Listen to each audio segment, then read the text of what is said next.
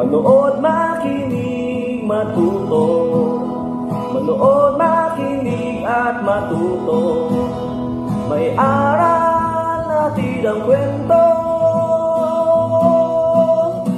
ng bayan ko.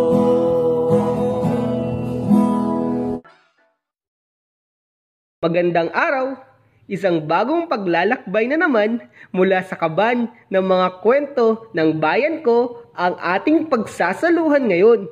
Ako nga pala, si Teacher Kevin, na maghahatid sa inyo ng mga kwentong kapupulutan ng aral.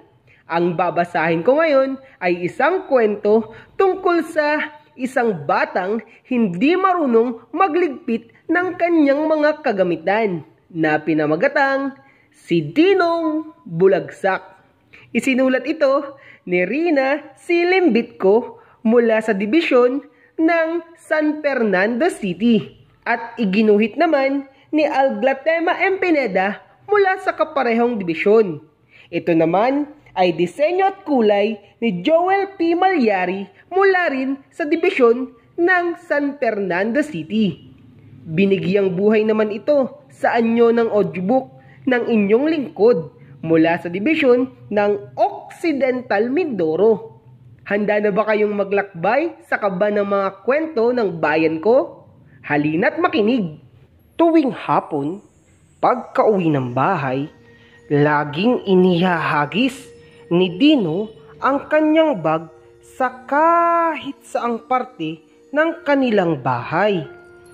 Pagkatapos noon ay manonood na siya ng telebisyon. Pagkatapos kumain ng hapunan, doon muna siya gagawa ng kanyang takdang aralin. Hinanap niya ang kanyang bag. Hindi niya ito makita. Lingid sa kanyang kaalaman, nagtago ang kanyang mga kagamitan. Nagtago si bag sa likod ng pinto.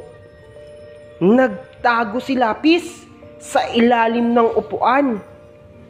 Nagtago si pambura sa ilalim ng mesa.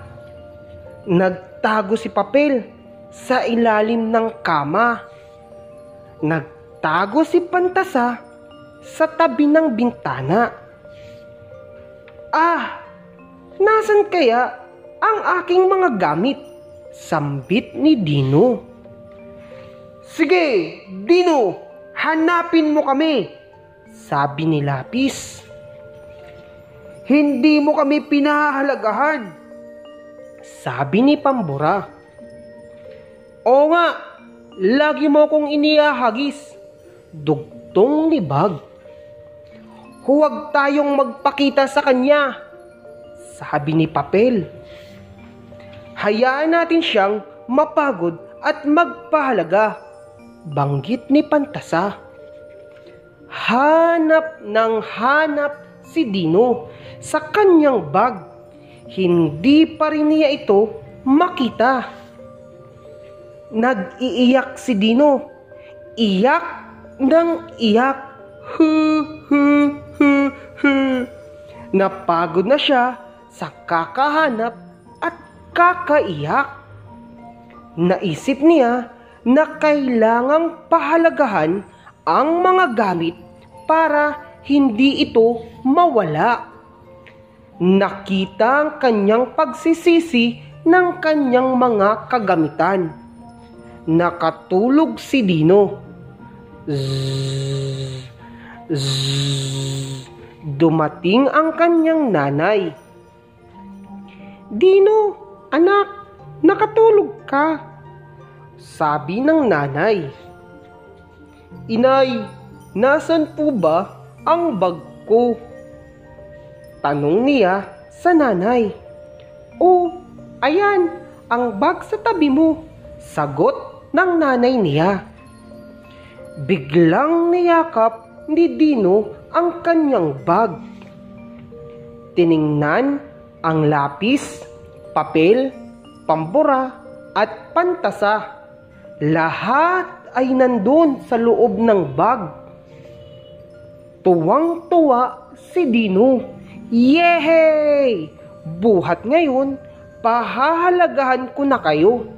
Ang pangako ni Dino sa mga kagamitan. Nakangiting nakasilip sina lapis, pambura, papel at pantasa sa loob ng bag. At ipinagpatuloy na ni Dino ang kanyang paggawa ng takdang aralin na may ngiti sa labi. At diyan nagtatapos ang ating kwento. Maraming salamat sa pakikinig.